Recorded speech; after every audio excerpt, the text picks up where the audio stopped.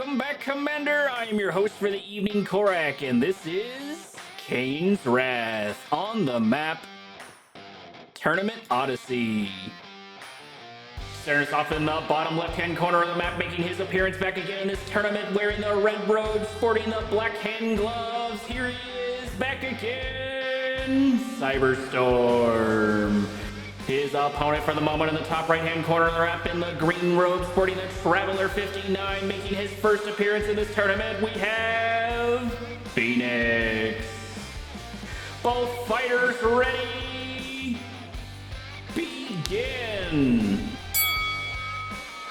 Welcome back, Commander, to the second set of the IES tournament. We are going to be covering Bracket A and Bracket B, both second rounds.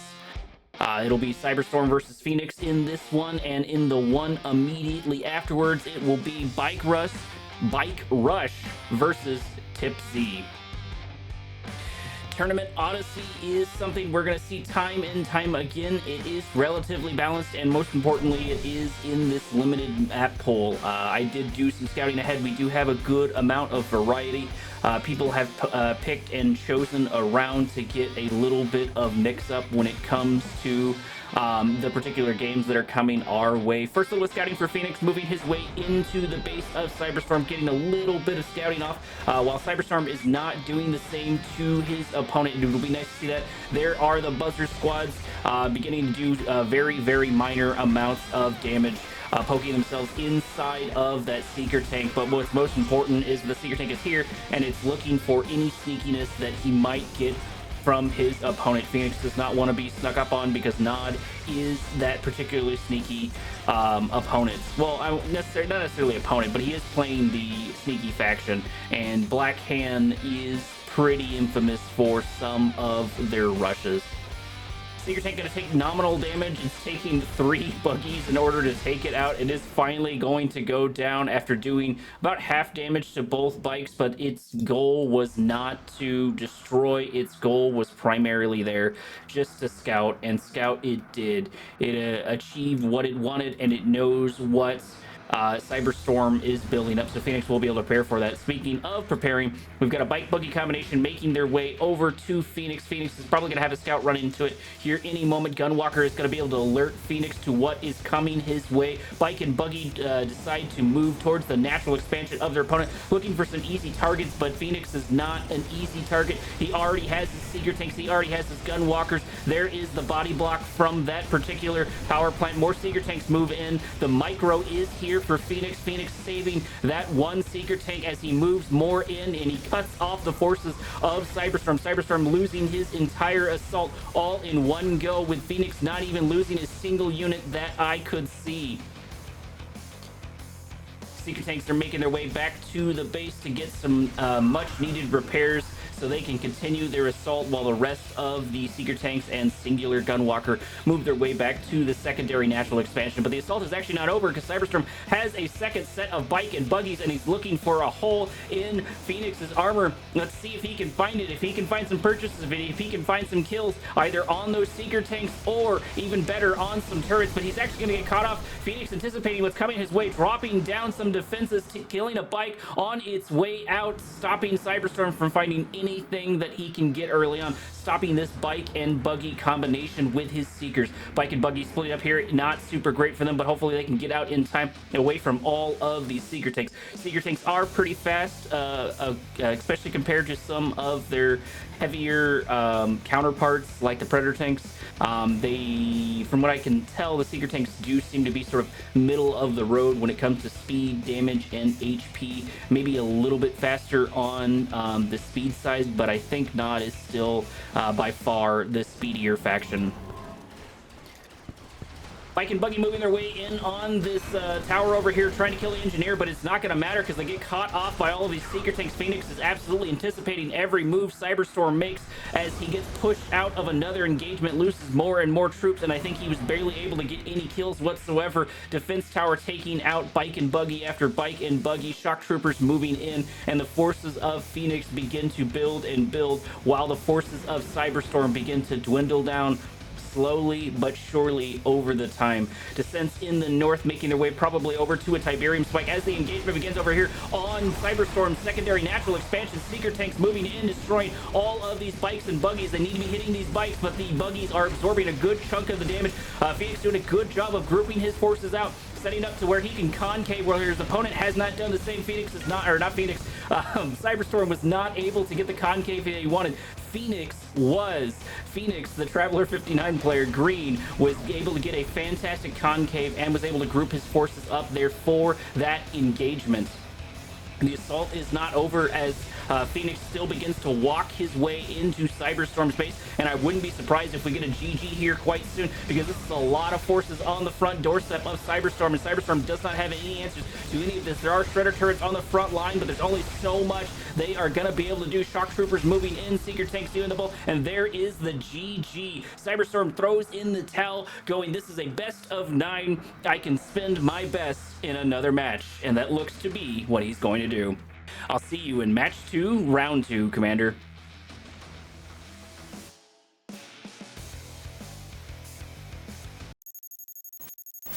Here we are, Commander, on the map Toxicity. Over in our top left, we have Phoenix still rocking his green, still rocking his Traveler 59. His opponent, of course, on the right-hand side, on the top right-hand side of the map, still keeping his red, still keeping his black hand, let's say Black Storm. We have Cyberstorm and Phoenix. Not a combination I get to see fight too often. It does appear that Phoenix had very much so the advantage in that last round. He was able to predict most of everything that Cyberstorm was able to push his way. Cyberstorm sort of doing a more traditional bike and buggy combination, moving his way in. Hopefully he's got some sort of other different transition to get something in. Maybe he will actually try to do something sneaky if he can kill the scouts of his opponent. Speaking of scouts, Buzzer Squad's moving their way around the Confessor Cabal squads. If they make their time right, they can take out these Confessors, but the Confessors do notice the Buzzer Squads way too soon for Phoenix really to do anything, and he might actually lose those Buzzer Squads. He does lose the Scout relatively quickly. Scout Seeker Tank is making its way over to Cyberstorm's base. That did prove to be pretty useful because he could see the bike and buggy, and he was able to get a good amount of scouting. Cyberstorm not able to make it over to his opponent's base. It's not as critical, but it is definitely helpful. Traveler 59 won't do as much sneaky tactics. No buggies here this time to push out the Harvester, or push out the Seeker tank, so Harvester's going to take a couple of free shots. I say that as soon as a buggy is done and is out, pushing out the Scout of Phoenix. Both Tiberium spikes have been captured, if I remember correctly. There are 4 on this map, 2 per player. That does appear to be the case. And there, of course, is my fan favorite, the forklift. Buggies moving their way into the center of the map, possibly poking around for the Seeker tank. Getting a kill early on would be pretty helpful, and it does appear that's what he is going for. I would like to see him begin to control the center of the map and sort of push Phoenix out. If he can get that set of blue Tiberium, he could possibly turn that into some sort of upgrade early on and pressure Phoenix with the boost of his blue Tiberium, if he can get his hands on that. Bike and buggies are developing quite nicely, and they are grouping, most importantly, by the blue Tiberium, controlling the center of the map, controlling the vision. Those are all things that are really important, and I actually say that. And actually, no, he's just using his Confessor Cabal squads to destroy that defensive tower. Maybe he realized last time that with that being there, it was strong enough to take out a couple of his bike and buggies. Phoenix, I'm not sure, is prepared for the assault. Every I say that, and there actually are the Seeker tanks. He's got 4 Seeker tanks inside of his TIV field, and the bike and buggy do manage to see that, taking a Harvester down to half HP, but Phoenix is here. Phoenix is ready for it, and he's able to take out a bike relatively quickly. Cyberstorm is electing to do more damage to this defense tower, learning from his last game that defense tower does make a decent amount of difference when it comes to dealing, at the very least, with bike and buggy. those kind of things can add up over time. Cyberstorm is the first to grab his set of blue Tiberium in the center. Bike and Buggy going for an easier target, going for a softer target, trying to take out this Tiberium spike, but Phoenix is here with a couple of Seeker tanks and a couple of disintegrators, and this could turn into another assault here any moment, but Cyberstorm does decide to back out, playing it just a little bit more cautious this time around, grouping his forces up a little bit better, looking for those concaves, making sure all of his units are firing at the same time. Tiberium Spike seems to be the target once again as they move their way in and out, and I think they may actually lose a couple of Bike and Buggies over this Tiberium Spike. I'm not sure that is worth it, but if they can get these Seeker tanks, if they can get these Gunwalkers, that could be worth it. But Phoenix is here. Phoenix has more Seeker tanks on the horizon, and I think he has the advantage, especially with his Defender's advantage, pushing Cyberstorm out. Cyberstorm trying desperately to keep his bikes alive, but they are going down left and right, but they are going blow for blow with these Seeker tanks. Cyberstorm doing a much better job this time around, grouping his forces, macroing and microing, more importantly, his Bike and Buggy. Buggy in the front, Bike in the back, just like it should be. And he's forcing Phoenix into a situation he possibly does not want to be. He's forcing the tempo on his own terms, but the Seeker tanks are here, and they are going to start taking out Bike and Buggy left and right. Buggies move in, Bikes begin to help support, taking out at least one Seeker tank. Volley is preparing, taking out another Seeker tank, taking out two Seeker tanks here pretty quickly, but the forces for Phoenix are slowly beginning to dwindle down along with the forces of Cyberstorm. Cyberstorm has been able to keep a good number of his bikes up, which has been super important, and he's been able to keep using these buggies to absorb damage. He's been doing his micro very, very well in this fight, but the forces of Phoenix are just too numerous right now, but he's not done. He's going to get a couple of free picks from what units he can. It does look like in the very end he was able to get that Tiberium spike. That's going to be useful the later the game goes on. If he can potentially force Phoenix into another engagement, which he is doing right now, Seeker tanks and Gunwalkers moving their way in on this Bike and Buggy combination. The micro is not quite here like it was previously. Those buggies need to be up but just a little bit closer, and those bikes need to be just a little bit further back, but that's easy to say from the casting chair. Cyberstorm does get a couple of wins, but there's a big difference because Phoenix has changed up his build order. Phoenix has changed up his transition into more of these Gunwalkers, and it does appear to be having effect.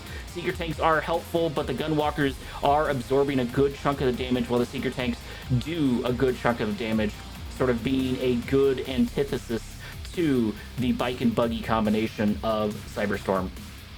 Descents actually moving their way in for Phoenix, getting a free Harvester kills, and the Descents have actually just ranked up and are just sitting there right now. I would like to see more happen, but they are going to see the Flame Tank move their way in. The Flame Tank is going to be able to take out the Disintegrators, but most importantly, Phoenix is going to know that Flame Tanks are on the horizon. I say that, and there are like 4 or 5 on the map right now. Bike and Buggy move their way in. Flame Tank's probably going for a couple of buildings here, trying to take out the infrastructure of Phoenix, and they are going to be able to get a refinery down to half HP and probably take it out here relatively quickly. Refinery still just not able to. I would have finished that off while I had the chance, but he did not appear to do that. Actually, he's got more Flame Tanks in the north. They do take down the power plant, maybe a second power plant, and most importantly, they're going for that T3. Phoenix is on his back foot. Losing that T3 is going to be painful. That means no tripods, no upgrades. He does get the kill, but it doesn't matter. Cyberstorm is still here on his front doorstep. We do get a mind-controlled Flame Tank by the cultists, but they do get taken out relatively quickly as more Flame Tanks move their way in. Flame Tank getting a little bit of crush, and then Flame Tank getting taken over by the cultists. Cyberstorm's assault has been stalled for the moment, but he was able to get a good 1-2 punch. He was able to distract Phoenix and get those Flame Tanks in to destroy his T3, which means he has time to tech up. Second little bit of engagement has moved their way in, and this is a staggering amount of Buzzers, Bike, Buggy, and a good chunk of Gunwalkers, along with a couple of mind-controlled units. Cyberstorm's going to need to transition into something else. He does have the tech advantage. He should be trying to get some better units. Bike and Buggy are only going to work for so long, and I believe they're not even working right now. Cyberstorm needs to do something to turn this around because the Forces of Phoenix are on his front doorstep. Forces of Phoenix are here, and they're not going to go away anytime soon. They are beginning to dwindle, and Phoenix does not have Defender's advantage this time around to restock his troops, but he does still have a staggering number of units here. wiping out the forces of Cyberstorm. Cyberstorm does not seem to have transferred over into a good transition. He doesn't seem to have transferred over into avatars or anything of the nature, despite having a T3. Phoenix is still here. Phoenix so far has been really consistent with his assaults, with his fights, with his upgrades, actually forcing an L onto Cyberstorm. Phoenix able to pull it around there. I thought Cyberstorm stood a fairly good chance. Taking out that T3 would have been great. He should have been planning to take out that T3 and then tech upgrade, and then that way your tech would be ahead of Phoenix's, but he was just not able. Either he did not have the resources or he did not have the micro or macro. I am unsure, but we'll see if he does better in the next round, Commander. There you are, Commander. Welcome to Tournament Stadium. Over in our top left, we have Cyberstorm rocking his red, keeping his black hand, and his opponent is still Phoenix, still in the green, still in the Traveler 59. Both players sticking to their guns and moving their way on to Tournament Stadium.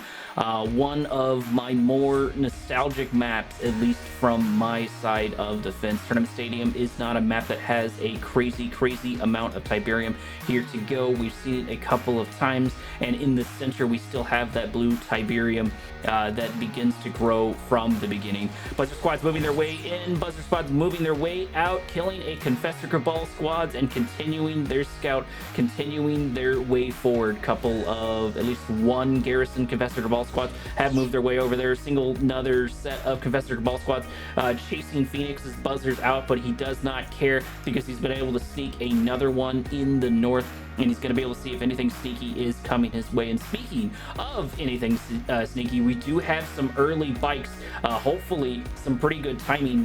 Typically you need 5, but maybe he's more worried about the timing. If you have 5, I believe it just takes 2 volleys to take out a Harvester, which are the prime targets early on. If you can upset their infrastructure, if you can upset their harvesting power this early in the match, it can make a difference.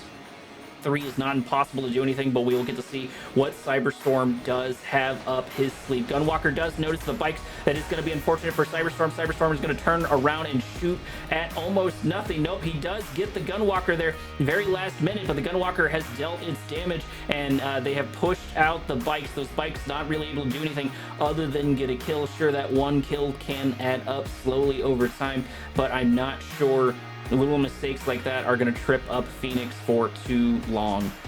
Bikes moving their way back around as Cyberstorm is poking around looking for another hole in Phoenix's armor. He was able to find it last time, destroying that T3. That was super great. If he can keep up tactics like that, he can put Cyberstorm on his back foot. He can make Cyberstorm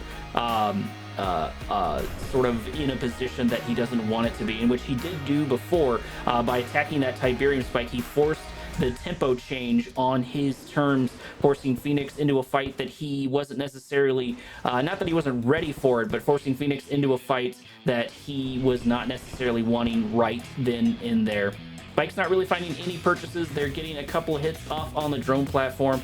That's going to be rather inconsequential. Cyberstorm has been pretty good about grabbing the blue Tiberium on both sets of the map. Hopefully he can use that for some sort of transition. We haven't seen him move over into anything significant right now. Full stack of blue Tiberium. Harvester is making its way out as Seeker Tanks get attacked by the bikes, and I think the bikes are just able to get it. There we go. Those bikes have made some pretty good purchases, but nothing that is going to win him the game.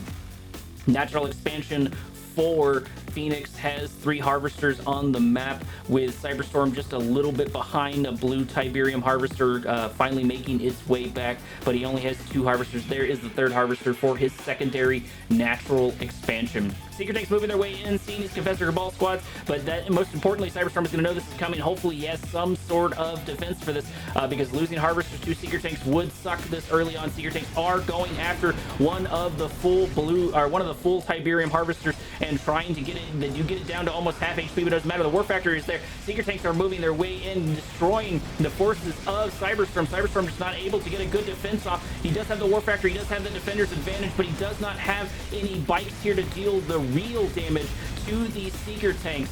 Seeker tanks are still up here. Seeker tanks are still doing a good job. And there's the lightning spike by Phoenix. Phoenix is moving more and more Seeker tanks into the forces of his opponent's base.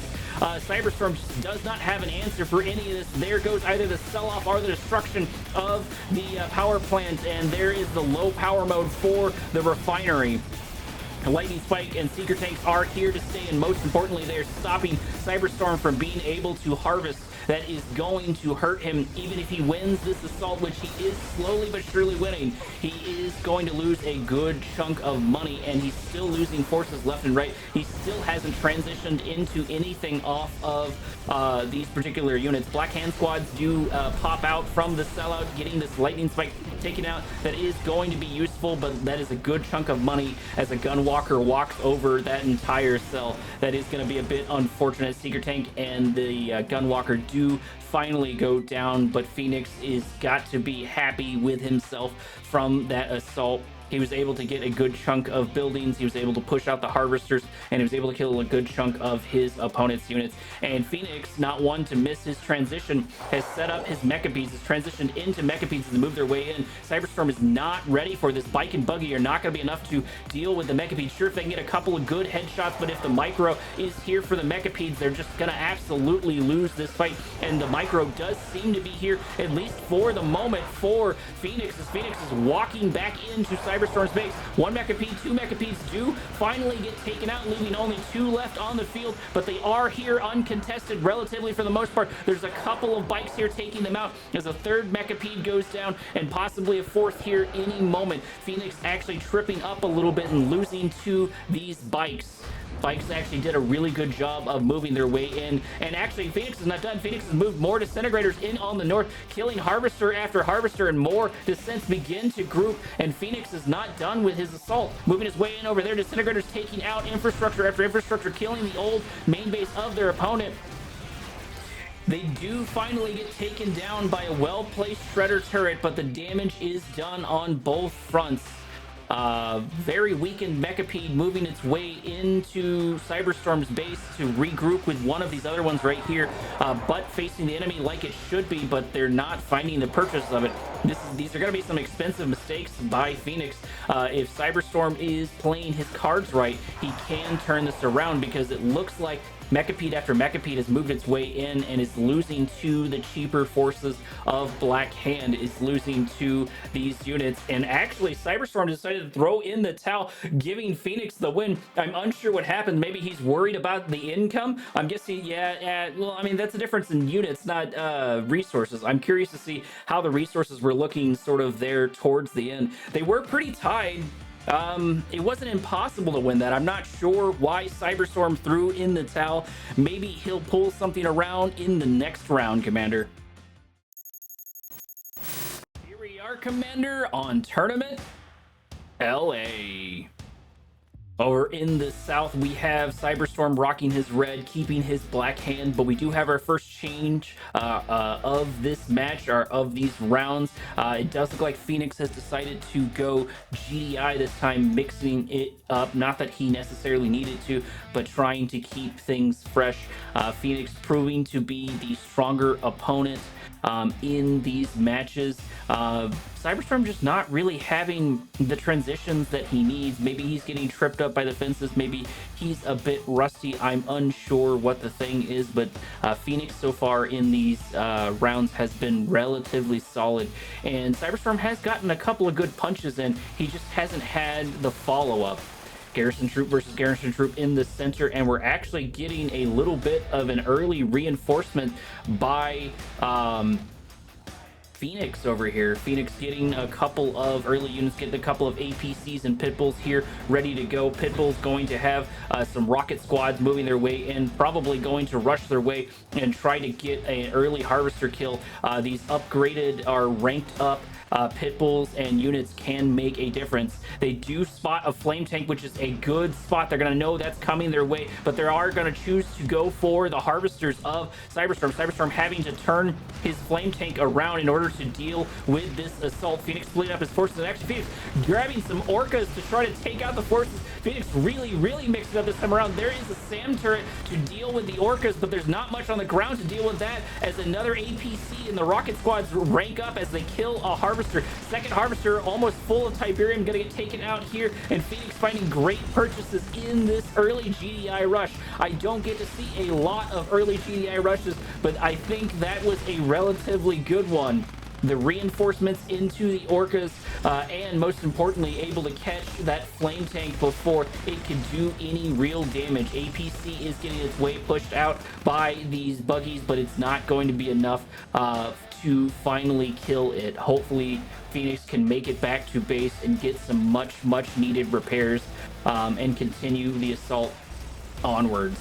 APCs are still under pressure as more buggies move their way in and begin to deal damage to the APCs, but APCs do manage to back their way out. One APC just barely making it home. A couple of more orcas are here on the map. I see the shadow of another one. They are not grouped just yet, but they're going to start poking around for another kill. That SAM turret is still there, and I doubt it's going to go anywhere, especially after he knows that Phoenix has an air force, that Phoenix has units on the map that are going to be flying around.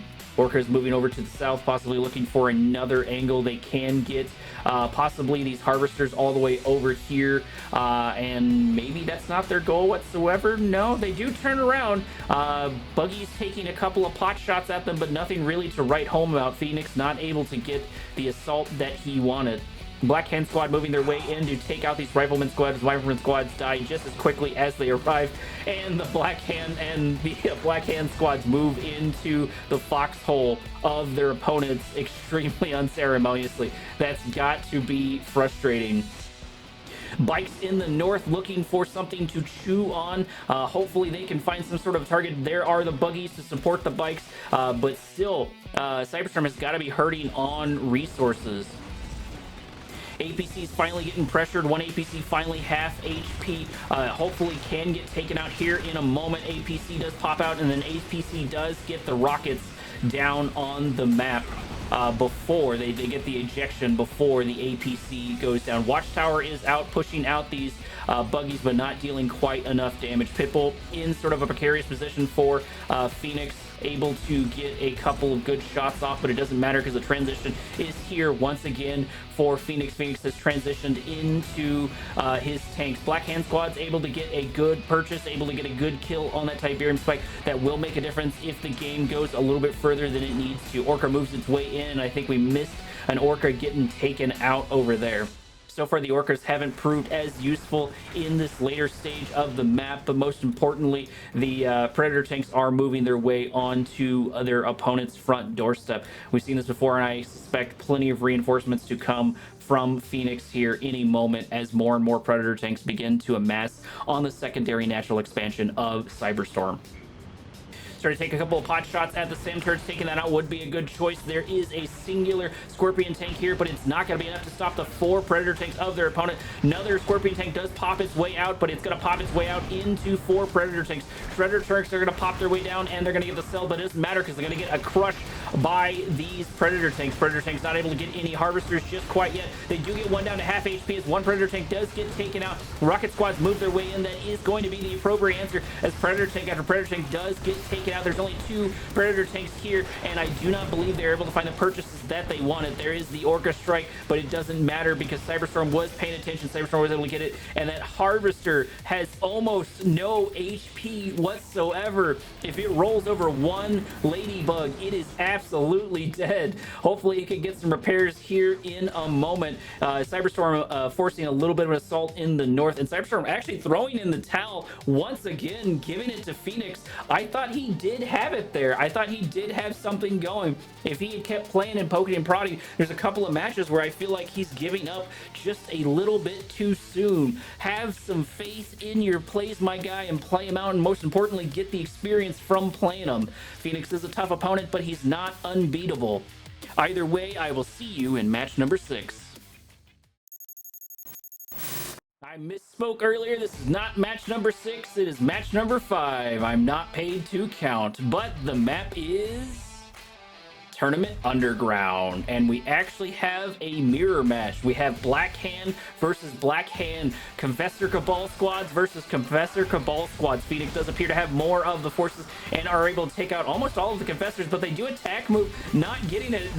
I'm not sure if he's flexing or what's going on here, or maybe if that was a misclick, but the scouts for Cyberstorm do get taken out as the Confessor Cabal squads of Phoenix move their way in. Phoenix is over on the bottom left-hand corner. We do actually get an early Raider Bucky to take out the forces of Phoenix, and they are going to be able to do that as they're just as Phoenix is just absolutely going to ignore them and walk blindly into his opponent's base looking for a scout. And he is going to get it. For those of you who don't know, once your unit dies, you do actually have a couple minutes. And most importantly, I think he's going to notice this Reckoner. That was extremely unfortunate timing. I would have put my War Factory in low power mode. But most importantly, Phoenix is going to know that this is coming. He's probably going to anticipate something. Hopefully he can get something. Are we going to witness our first reverse sweep of this series? Can Cyberstorm turn it around on Phoenix and get the kills that he needs? Reckoner escorted by a couple of buggies or a couple of bikes and a singular buggy as they move their way in, as the Reckoner moves their way into the main base of his opponent. The Black Hand squads are going to be able to take out a good chunk of these rocket squads. That's going to be particularly great, but I'm not sure the rocket squads inside the Reckoner are going to be close enough to hit the forces of Phoenix. He should have scooted that Reckoner up just a little bit more, but maybe he was worried about losing it. We have Bike and Buggy versus Bike and Buggy, but Phoenix has Defender's advantage here. There is a Reckoner on the front line to absorb a chunk of this damage, but it doesn't matter if they're not going to be able to get any kills. And Phoenix doesn't have too much to follow this up, and his Reckoner is about to go down. Are his dreams going to be crushed before anything can really happen? Black Hand Squad are going to be able to get a couple of units, but I assume they're probably going to get crushed here in a moment. Scorpion does move its way up, attempting to do just that, attempting to get that crush, and there it goes, taking down all, leaving just one survivor, leaving one witnesses to tell the other. I take that back. He does do a little bit of a reverse move and takes them out there at the very end. The Reckoner rush by Cyberstorm has been stopped, has been slowed as he begins to build up his forces. I really would like to see him mix up his build order just a little bit, or change things around. He is trying a couple of different rushes and whatnot, transitioning into those flame tames like he did and assaulting from both sides did have great purchase. He should have kept up that strategy. He should have kept up that tactic. Even just for a couple of games would make a difference, or to do it for a few games and then stop. One way you win competitive games like this is subverting expectations, especially if you can get your opponent to predict that you do something. Like if you have this more predictable strategy, you can use that to your advantage because your opponent will predict that, and then sometimes they'll predict it incorrectly. Bike and Buggy versus Bike and Buggy, the mirror fight, truly by unit to unit, is here for it. No one really wanting to commit to that assault. Cyberstorm wanting to build up his forces just a little bit more, and Phoenix not wanting to commit to that engagement. So it may not hurt for Cyberstorm to play a little bit more on the defensive, hang out near his War Factory, hang out near his units, and build up relatively quickly. That would definitely be super helpful for him. He has transitioned into resources, I believe, a little bit faster than Phoenix, grabbing Blue Tiberium, moving into his secondary natural expansion before Phoenix. And actually, Cyberstorm's going to see that there is no natural expansion set up for him. That is going to be good for him. I would keep my units around that natural expansion, delay it as long as possible, and then get mine up, because you know your opponent doesn't have a refinery. You know he isn't harvesting those units, but maybe he is behind on harvesters. That does appear to be the case. We have 4 harvesters over on Phoenix's side, and just the 2 on Cyberstorm's side. Did Cyberstorm do a sell-off? Is this an all-in? No, it's not at all, and he does have his MCV, but he did sell a good chunk of his units off. Cyberstorm pushing into Scorpion Tank, getting a good, nice early kill, and he's going to see that there's a bit of man spam by Blackhand to pad out his stats. That would be something it would be nice to see Cyberstorm implement into his strategy. Even a minor transition into a little bit of man spam, I feel like could have helped him out in a couple of engagements. Hopefully he's taking notes from Phoenix. This mirror match should be a good way for him to go, oh, okay, I didn't think about that, and to give those strategies a try.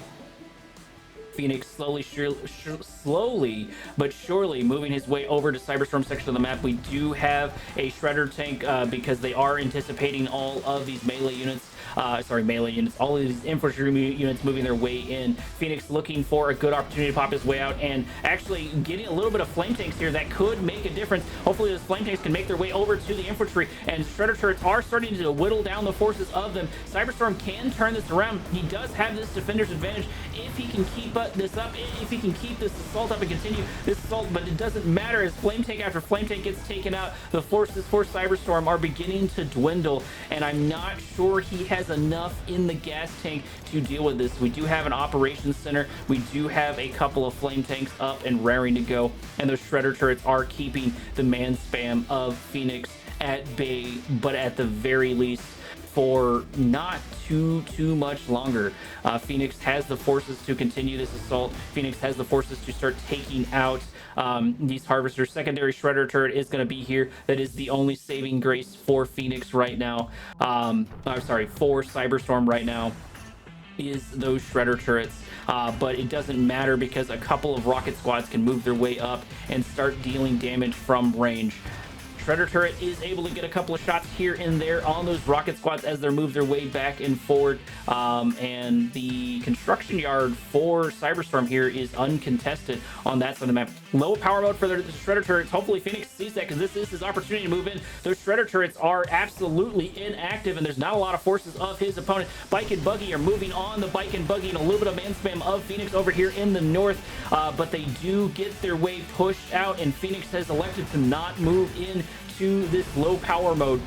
Cyberstorm finally deciding to throw in the towel, seeing the writing on the wall, seeing the man spam on his front doorstep, giving us our first victor. Phoenix is going to move on, but just so you know, the point system works off of wins and losses to determine the brackets. It's not necessarily who wins the total series or who wins the best of 9. It's a point-based system, and we'll get to see that as the game develops, as the tournament develops. That's our first into this first bracket. We're moving on to Bike Rush versus TipZ. See you there. There you are, Commander. Welcome to the second bracket, Bracket B. On the map, Tournament Highlands. Over on the left-hand side of the map, rocking the red, sporting the steel talon gloves. Here he is for another round, BikeRushOwnz. His opponent for the moment in the top right-hand section of the map, wearing the blue robe, sporting the black hand gloves. Here he is, TipZ. Both fighters ready?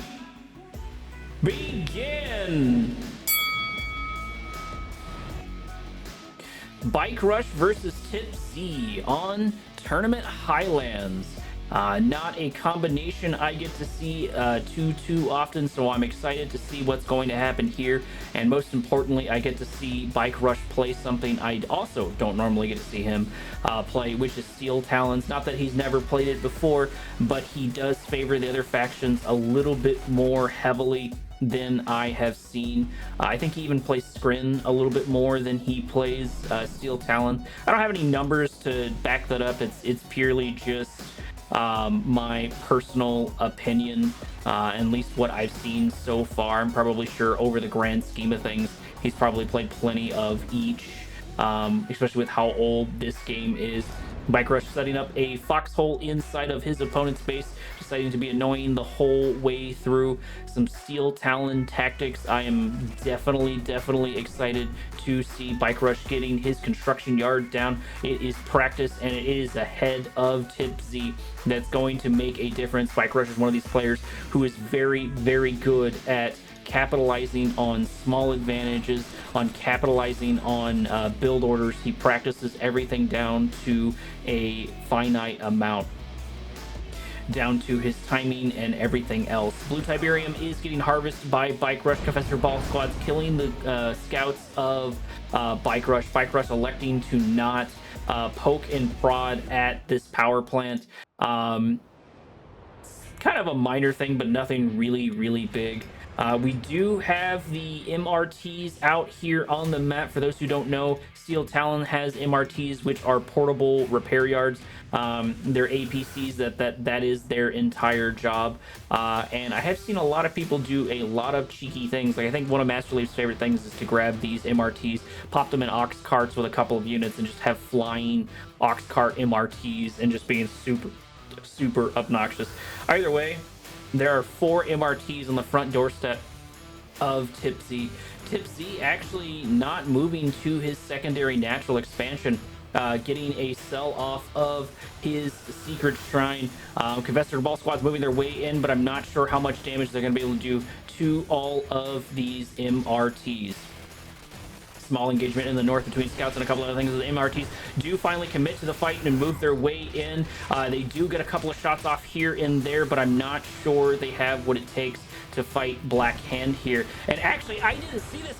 TipZ is inside of Bike Rush's base. TipZ is inside the north. He was able to get 2 hands of nods down, and he's been able to wreck everything that Bike Rush has. That's why his forces have been so low. That's why he's been able to do that. He's been able to subvert this expectation. Bike Rush and myself were not expecting this to come.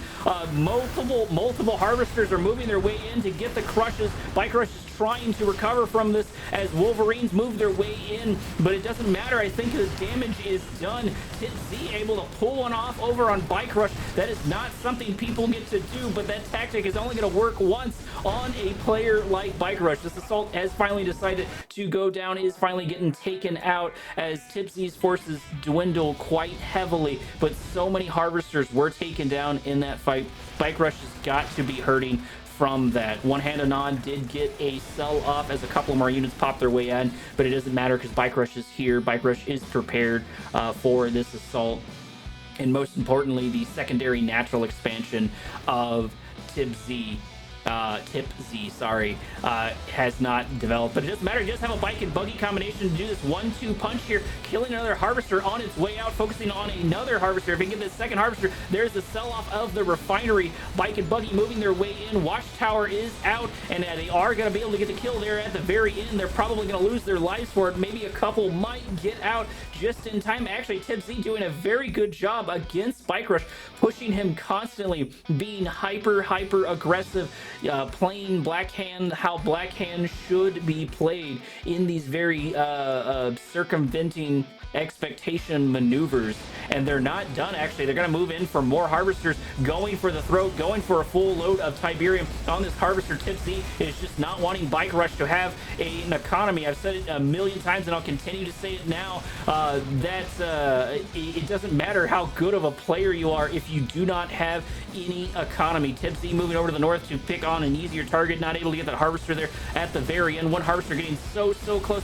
And there it is, this 2 harvesters down, have taken so much damage, and TipZ is uncontested so far on his section of the map. He's just been keeping up the assault over and over. Raider Buggy is finally going to get taken out by the slow-moving forces of Steel Talons. Steel Talons are beginning to develop this nice little ball, this nice little chunk of forces getting ready for the fight. It doesn't look like anybody has flushed out that pillbox just quite yet. TipZ sharking around looking for another kill on a harvester, which if he moves up now, he probably can get that. And it doesn't appear the case, but it doesn't matter because there's a Titan here, and that one Titan is going to have to push out the forces of TipZ. Bike Rush moving to the south to try and catch these pesky Raider buggies and bikes. And if TipZ is not careful, he's going to run directly into Bike Rush. Bike Rush actually able to get a couple of good shots off, destroying one of the super annoying bikes and getting a couple of micro victories here and there, but it doesn't matter because TipZ has transitioned into Scorpion tanks and they are moving into Bike Rush's base. TipZ is just non-stop assault over and over, and TipZ is also the first one to move into the middle set of Tiberium. Scorpion tanks finally getting to kill. No answer to these orcas, though, as these orcas are going to be able to begin to pick off the forces of TipZ, are going to be able to kill the Scorpions, but the Scorpions do decide to back their way out, do decide to group up. There are a couple of rocket squads here in order to do that, and TipZ is still uncontested over in the center of the map. Probably going to be able to set up some defenses here and there and work on some sort of defender's advantage, maybe hopefully get some sort of war factory, but the infantry for TipZ are going to get taken down, and BikeRush is still not out of this fight. There is the electric fence, or I forget what it is, the laser fence, sorry, for the construction yard, stopping it from being able to take it over. Orca's moving in. BikeRush has had plenty of time to build up his forces, and he's not going to use it idly. He has quite the nice ball as he begins to move their way in. We do have a couple of Shredder turrets here to soak up some of the damage from the Rifleman squads and hopefully take out a couple of those Rifleman squads. We have two-handed nods on this front line going to be prepared, but BikeRush is going to completely ignore it and go straight for the throat, go for the infrastructure of TipZ. Hopefully TipZ can turn around, and actually, no, they're going for a base rush. They're going to see who can kill whose base in a timely manner as quickly as possible. Reclamator Hub is spotted, but that, Marv Hub has been spotted.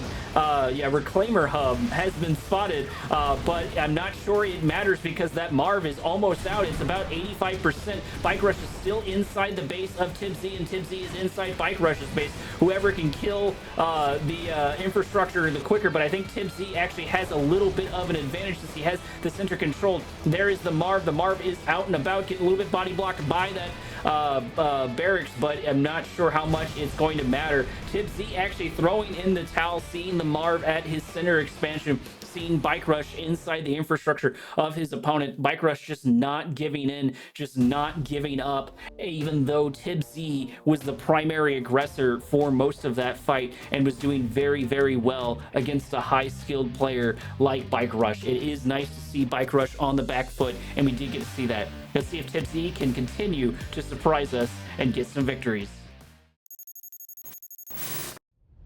Here we are on round number 2 of BikeRush versus TipZ on the map Tournament Odyssey. TipZ has held on to his blue and has held on to his black hand. He almost was able to irk out some sort of victory there, but wasn't able to stick the landing right there at the end, and BikeRush has held on to his red and is keeping up with his Steel Talons. Steel Talons definitely a slower faction to build up, but once they finally get that ball going, once they finally get those good chunk of units going, they are quite hard to stop. Nod being played, Black Hand being played rather well here by TipZ. TipZ is not a player I'm actually familiar with at all. Maybe he's an older player that's popped in for this tournament. The prize pool is rather nice. It's not the biggest one in the entire world, but it is bigger than a lot of the normal tournaments. And it has drawn out a couple more of these players. If I remember correctly, the first place winner wins like something like $300 or $250, which is not a bad amount of money just for playing a couple of games of Command and Conquer.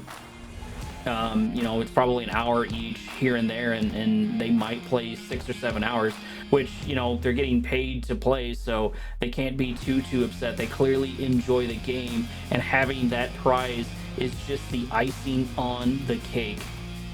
Scout for TipZ does get taken out, but he is able to see a little bit of Bike's base. Bike getting an early Titan out with these MRTs. He's not going quite as heavy MRTs. He wasn't able to find the purchases that he wanted with those 5 MRTs early on, so he's mixed up his build order, moving an MRT in, moving a Titan in. That's one of the things that's nice to see about BikeRush is he does he is pretty nice into his transition. There is the mine drop from the MRT, but it's not going to matter as the MRT goes down, and there is nothing to deal with all of these units on the map, all of these infantry units. The Titan is only really good at taking out these harvesters here and there. And there it is. There's the first crush. That is what Bike Rush is looking for. He's stopping TipZ from harvesting, and most importantly, he's getting a couple of crushes out there. The micro is here for TipZ. He wasn't able to save that first one, but he was able to save the second one. Would be nice to see these rocket squads start getting some good shots off as the Titan begins to shoot over the refinery of his opponent. Bike Rush just being an absolute pest, playing Ring Around the Rosies with this Titan, staying inside. And there's the second crush. TipZ extremely unfortunate in this fight, extremely unfortunate in this little bit of engagement. Bike Rush is able to find his weight in gold in that early Titan. You do actually get to see a weird early rush by Bike Rush.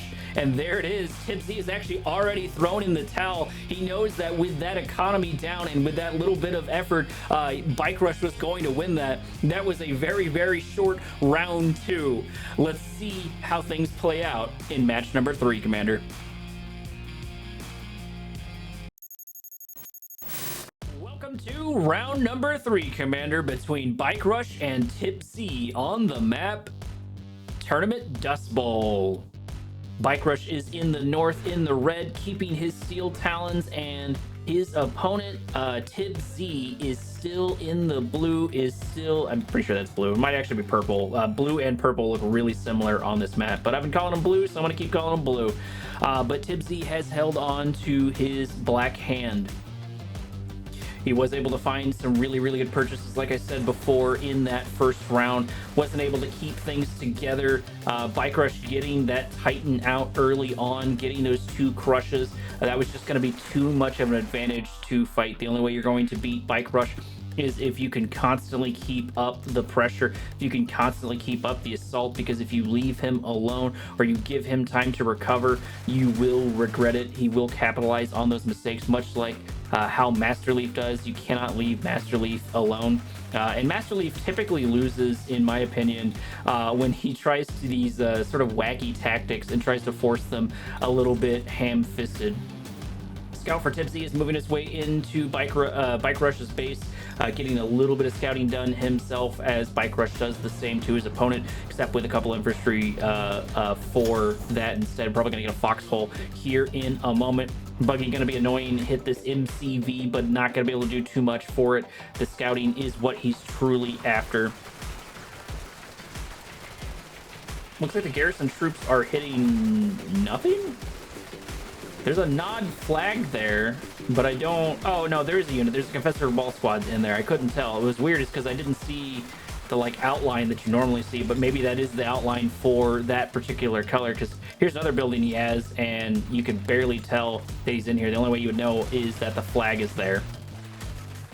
There is the foxhole I was talking about, a favorite of the GDI faction and of the higher skilled players, to put that in there because it's a scout that just doesn't go away.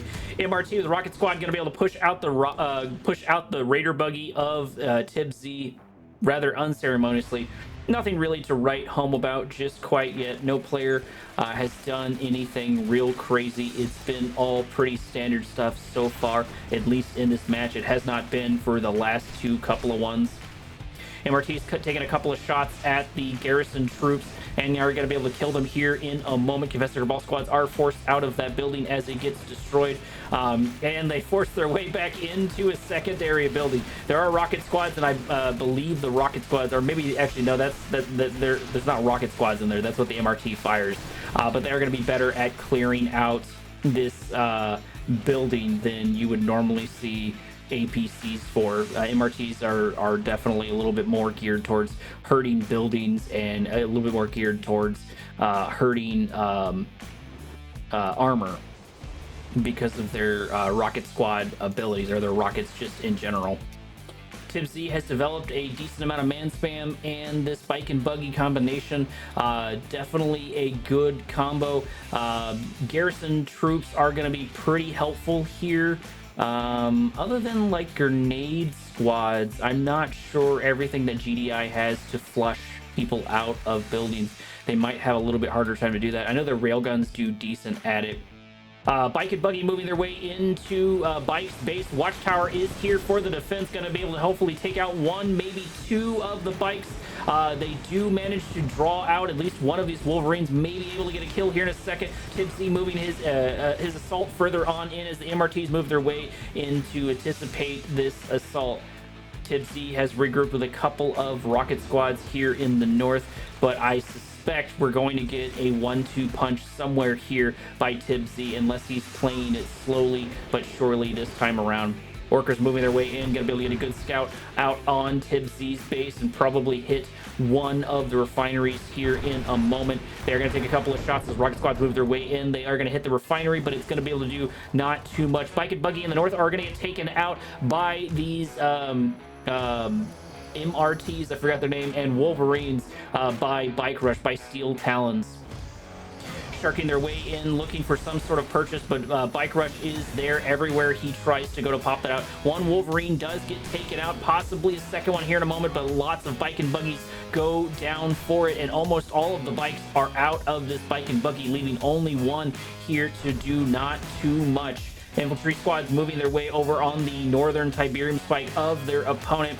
MCV by BikeRush is going to get scouted. MRTs are going to move their way into the Bike and Buggy. If they can take out these bikes, then the buggies are not going to pose too much of a threat to BikeRush's MRTs. BikeRush does lose his Tiberium spike. Maybe that was the point of pushing all of these Bike and Buggies out and sort of continuing this assault over time, was to give his units time to do that. And speaking of those units, militants and Black Hand squads are going to begin to move their way into Bike space. Hopefully Bike's got some Wolverines up and ready to go, or a Watchtower to start dealing with those.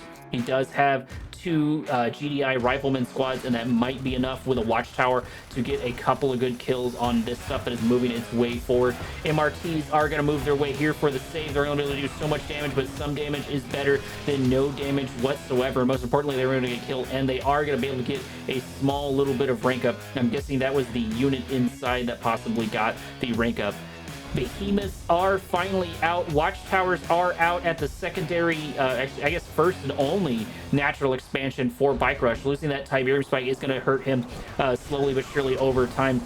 But he does have a good staggering number of hammerheads, but it doesn't matter because the rocket squads are here to wipe them out. Rocket squads are here to take them out. BikeRush sort of looking for those kills where he can, and actually he does slowly win that, but the SAM turrets do happen right there at the end, and I'm not sure how much it will matter because those behemoths are here on the front line. He has a good chunk of them. We actually get a little bit of assault over here. TipZ has moved his way into Bike's brace, but it's not going to matter because they get mopped up way too quickly by the hammerheads. And if TipZ didn't know before, he definitely knows now that there is behemoths on the field. He may not know how many there are, but he knows that they are being built. Flame Tank does get spotted, and it's not going to be able to get any kills off as the hammerheads begin to wipe it up. BikeRush is not allowing any of the sneaky nod faction ness that you would normally see in this, but I mean, what do you expect from a guy who called himself BikeRushOwnz, which is, you know, one of the more standard strategies for Nod. He's been playing Nod for quite some time, so he knows how to play against it. Behemoths hitting the SAM turrets of their opponents as so many Watchtowers are on this secondary natural expansion. BikeRush definitely not wanting to deal with any of that. Reinforcements do get taken out by the SAM turrets unceremoniously, so no reinforcements for BikeRush, but I'm not sure how much that will matter. Infantry squads are going to try to avoid the lion's share of the Watchtowers, but a good chunk of these hammerheads are here, supported by a SAM turret, but it doesn't matter because each individual SAM does get taken out there right at the end. For those who don't know, while the SAM turret is firing, it does take additional damage, so they were able to kill them rather quickly. Sell off the SAM turret, sell off of another SAM turret as he's trying very hard, as TipZ is trying very hard to protect a construction yard, but I think his construction yard is all but gone. There it is.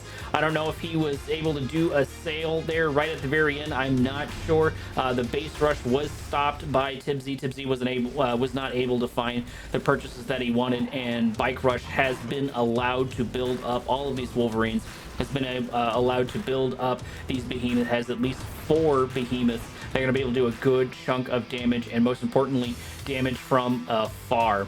Probably going to see a fire sale here in a moment. No, actually, we're going to get a body block by the power plant as TipZ tries to finish this upgrade, and he sees the writing on the wall, does finally get the sale off, does finally get a little bit of the money back, and that's going to be helpful, but losing that infrastructure is going to suck. He does still have his Tiberium Spike. He's going to attempt another assault with the bike and buggy moving into the old main base of BikeRush, but BikeRush does not care. He's going to do what he did before, and he's going to slowly continue to gather his forces and slowly move this ball of death into the rest of TipZ's base. TipZ is preparing for it, getting a couple of shredder turrets up and ready to go, having a couple of upgrades on them between the charged particle beams and a couple of other things, but they are in low power mode. There is the Marv for BikeRush. He was able to get that out, and he does have his first legendary unit for this round.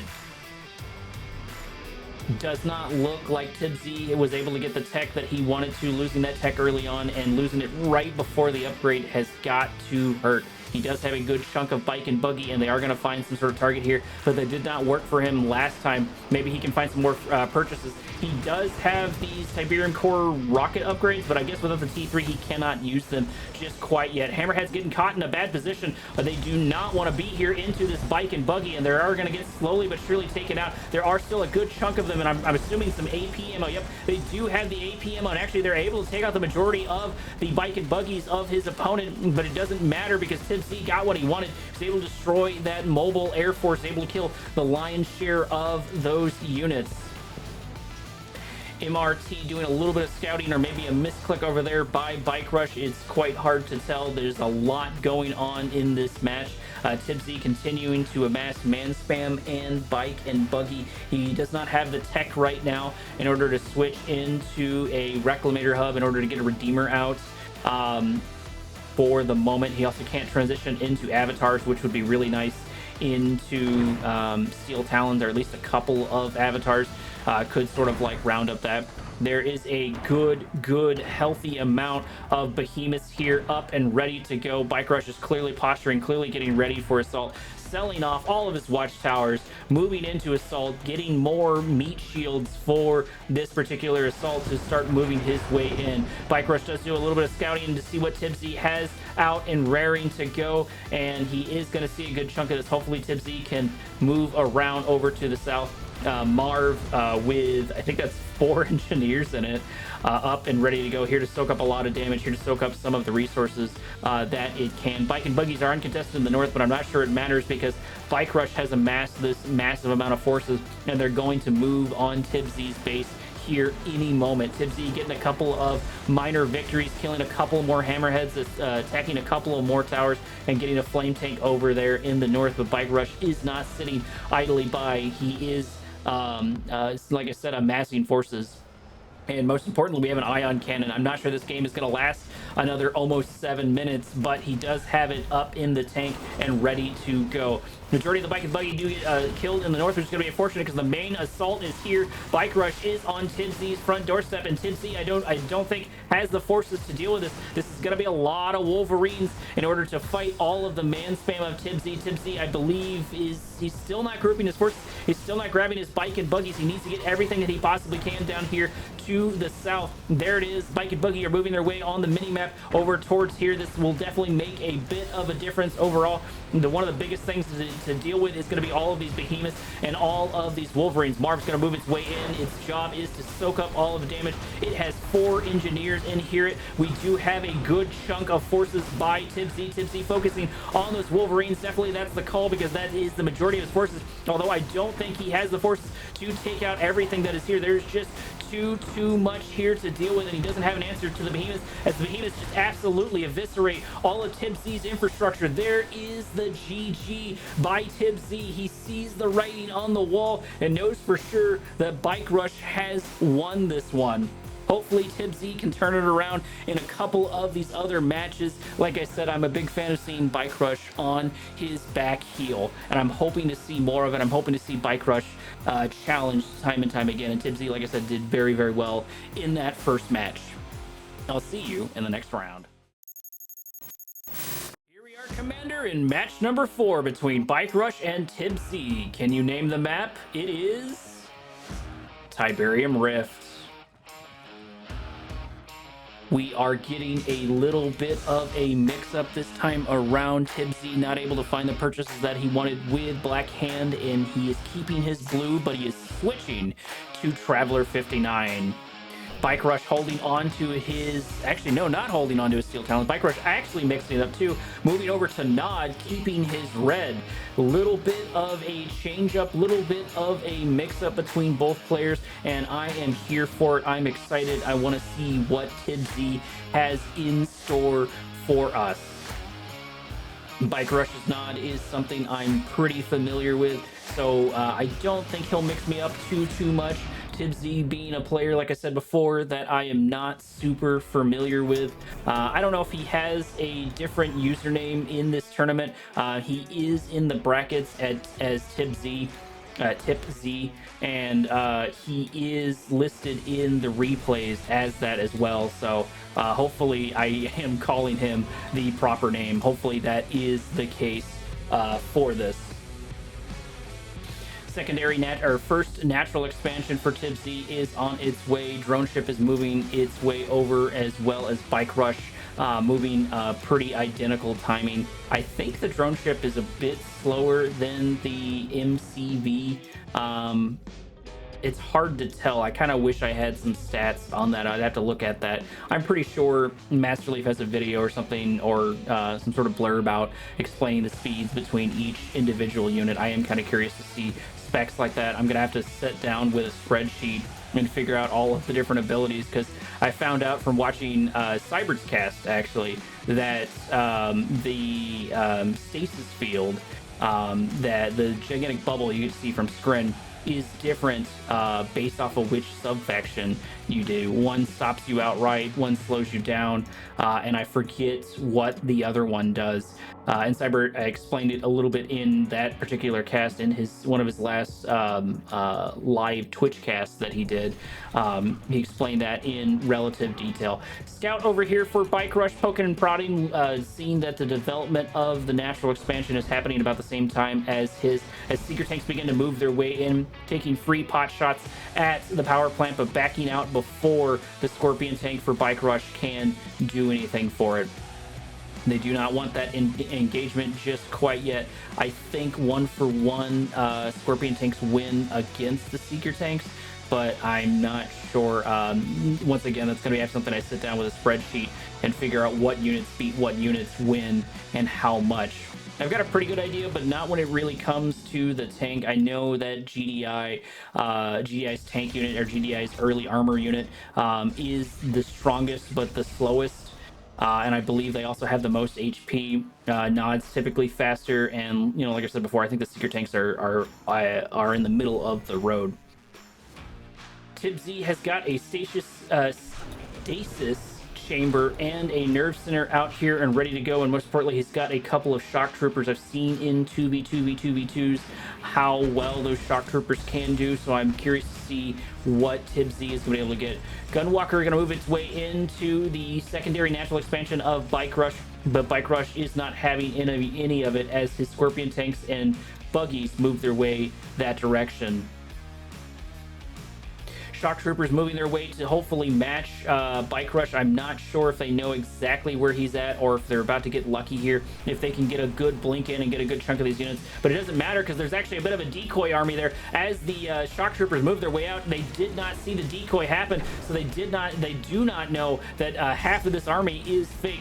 Seeker tanks are beginning to group by TipZ over here. Defender's advantage is now in full effect here, as Seeker tanks are up and ready to go. BikeRush looking for a softer target, moving to the north, still having this decoy army here. I'm not sure if there's a way to tell what unit is what. I know they have like 1 HP, and I don't know how long the decoy army lasted, if it's like until they die kind of thing.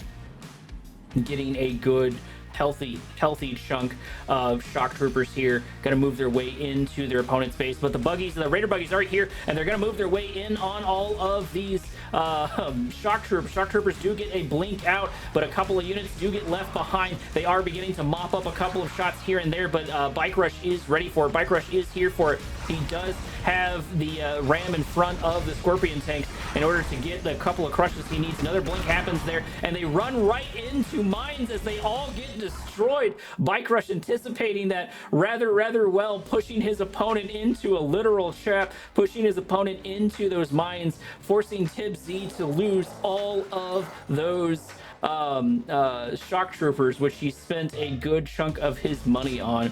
And TipZ in another unfortunate position, because if these forces get caught up here in the north, which I think BikeRush does see them, or at the very least he might catch them here in a minute, if these forces do get caught, that is going to be extremely unfortunate for TipZ. He does have a couple of mechapeds up and ready to go with full segments, with full HP.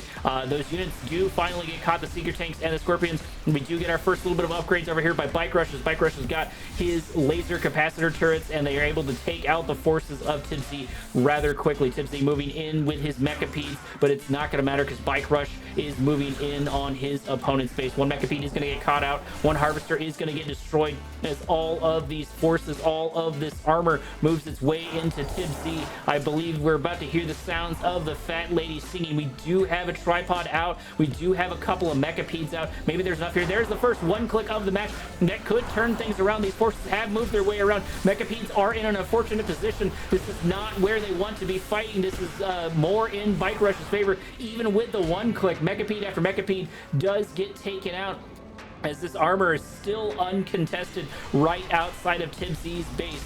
Singular Annihilator Tripod is going to do a good chunk of damage to that armory, as oh no, more and more mechapedes get absolutely roasted by this armor, get absolutely roasted by these buggies. Annihilator Tripod is going to do a good chunk of damage to all of this, but it's not going to be enough to stop all of these upgraded Scorpion tanks, all of these ranked up Scorpion tanks. TipZ losing his old main base, and if he's not careful, going to lose his secondary natural expansion. One harvester moving in, and there it is. TipZ has thrown in the towel. He's giving another round to BikeRush, not able to deal with all of that armor on his front doorstep. I'll see you in the next one, Commander.